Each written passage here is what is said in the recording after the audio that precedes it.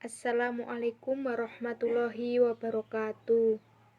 Perkenalkan, nama saya Nani Ayuning Tias dari Fakultas Ilmu Keolahragaan, Prodi Pendidikan Kepelatihan Olahraga, Universitas Negeri Malang. Di sini saya akan mempresentasikan tentang pengaruh latihan pliometrik dan latihan resisten dalam latihan fisik. Yang pertama, saya akan menjelaskan tentang pengertian latihan pliometrik. Yang kedua, pengertian latihan resistance.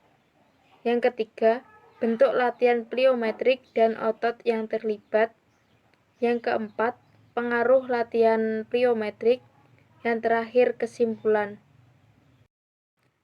Pengaruh latihan pliometrik dan latihan resistance dalam latihan fisik.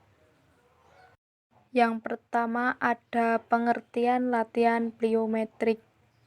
Menurut James C. R. dan Robert C. Valentinos tahun 1985 menjelaskan, latihan pliometrik adalah suatu metode untuk mengembangkan daya ledak atau explosive power, suatu komponen penting dari sebagai besar prestasi atau kinerja olahraga. Menurut Chu dan Mier pada tahun 2013, latihan pliometrik merupakan program latihan untuk meningkatkan power dan kecepatan atlet elit. Latihan pliometrik merupakan program latihan untuk meningkatkan power dan kecepatan atlet elit menurut Chu dan Mier pada tahun 2013.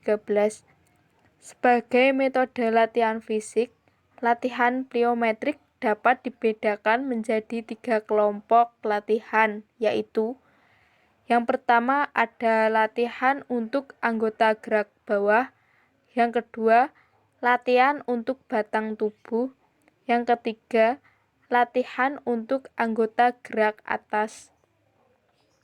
Kemudian yang kedua ada pengertian latihan resistance. Latihan resistance dikenal juga sebagai latihan kekuatan atau latihan beban weight training yang kerap digunakan sebagai metode latihan yang efektif untuk mengembangkan kebugaran otot menurut Beard et al. Tahun 2009. Menurut Taheri et al. Tahun 2014 menyimpulkan bahwa model latihan resistance untuk peningkatan kelincahan, kecepatan, dan daya ledak otot tungkai menggunakan latihan Smith press, seated press, squat, lying dumbbell, leg curl, leg extension, leg press, standing barbell curl, lying barbell extension and sit up. Dalam melaksanakan latihan press, maka otot-otot yang terlibat antara lain quadriceps, gluteal, soleus, hamstring, and gastrocnemius menurut Glenn pada tahun 2007. Sedangkan latihan seated calf raises, maka otot-otot yang terlibat antara lain soleus, gastrocnemius, and quadriceps femoris menurut Delafiere pada tahun 2006. Sehingga dapat disimpulkan bahwa latihan resistance berpengaruh signifikan terhadap peningkatan kecepatan dan daya ledak otot tungkai. Kemudian yang ketiga ada bentuk latihan pliometrik dan otot yang terlibat. Adapun bentuk latihan pliometrik adalah single leg hop progression dan multiply box-to-box jump with single leg landing. Dalam pelaksanaan latihan single leg hop progression dan multiply box-to-box jump with single leg landing, maka otot-otot yang terlibat antara lain 1.